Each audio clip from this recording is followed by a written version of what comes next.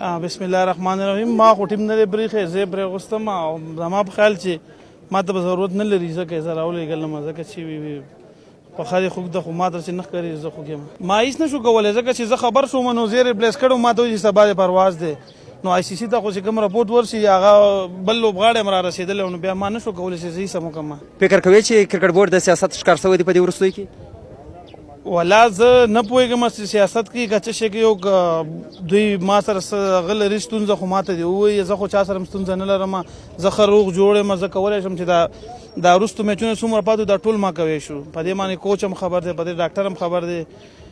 ډاکټر زموږ داسې و چې ما ته بېچاره د شپې کېناست ما ته یې بچې زه هېڅ هم نه شم کولی او زما لاس کې هېڅ هم نشته. کوچ خبر هم نه دی، دې خبره نه چې زه را روان وم.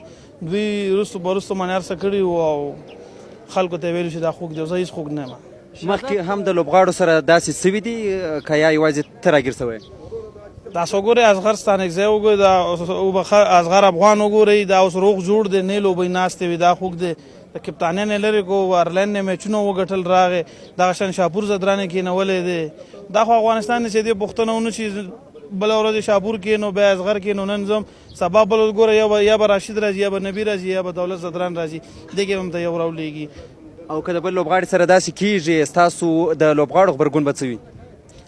تر اوسه پورې خو همدغه شان کیسې روانې دي، لا چا اواز نه دی جګ کړی. اوس ګورو ما سره به دې نور څومره زیاتې وکړي. 2015 ورلډ کپ نه هم بار کړم په داسې وخت کې چې ما هغې دپاره شپږ اووه کاله خواري کړې وه او دغه کې مې دوه لوبې وکړې او راویلېږم بېرته. بل شهزاد د همغه ورلډ کپ د کښېنستا څخه وروسته تاسو هم بیا هم راښکاره نه سئ چې ثبوت وړاندې کړئ چې زه جوړ یم؟ نه هغه ورلډ کپ کې خو زه جوړ وم، هغه دوی زه سلیکټ نه کړم، دې کې خو دوی په ما په زور تور لګوي چې ته روغ نه یې. ګلبدین خو ما ته وویل چې ته به ځې وي، ته انفټ یې، ما ته خو بل چا نه دي ویلي. ګلبدین ما ته وویل او ما ته وویل کوټه کې کېنولم، ما ویل ګلبدین نه ظلم مه کوم، زه روغ جوړ یم، ما ته یې نه ته انفټ یې. تبصرې دي، راپورونه دي، خلک دي ډول ډول خبرې کوي، وایي شهزاد ولې د پاکستان خلاف موږ ته نه چلیږي؟ 5-6 سیالیو کې موږ ورسره مخ شوي یو، شهزاد د پاکستان خلاف مخ شوی دی. دا خو څوک هم نشي ویلی چې زه به د کوم ټیم خلاف لوبه کوم. ما کله د سریلنکا خلاف سنچري نیولې دي، کله مې د انډیا خلاف والي. دا خو کرکټ دی. ته ما ته یو کس ته داسې ووایي چې زه به خامخا به دغه ټیم باندې به زه 50 رنزه جوړوم، 100 جوړوم، نو موږ به هغه ته انعام ورکړو. دا خو کرکټ ته څوک نشي ویلی. زه خپل 100% خواري کوشش کوم ځکه چې زه افغانستان ته لوبه کوم، زه پاکستان ته خو نه کوم. زه کوشش کوم چې نه کېږي هغه به کرکټ باي چانس لوبه ده که څوک به کرکټ باندې پوهېږي. تاسو ته معلومات چې څوک د ټیم نه څوک ویستی شي، کپتان او کوچ دی ویستی شي. کوچ ما ته بیچاره راغ ودرېد او غټ سړی دی، ما ته وایي چې شیزي وایي زه هېڅ خبر نه یم چې ته چا بار کړی او څنګه بار شوی.